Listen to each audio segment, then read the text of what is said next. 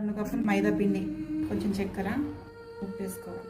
కొంచెం కొంచెం నీళ్ళు పోసుకుంటే చపాతీ పిండిలాగా కలుపుకోవాలి. స్మూత్గా రావాలి పిండి. పక్కన పెట్టుకోవాలి 20 నిమిషాల పాటు.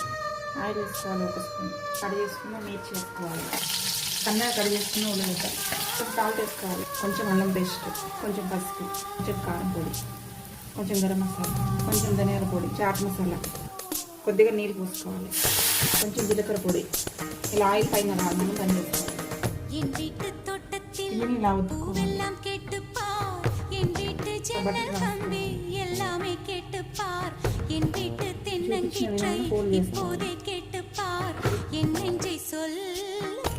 ఇలా పోల్ చేసుకోవాలి.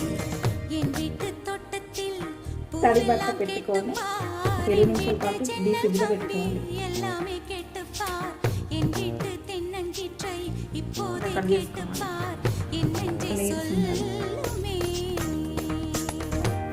ఇలా 4 పీసెస్ కట్ చేసుకున్నాను.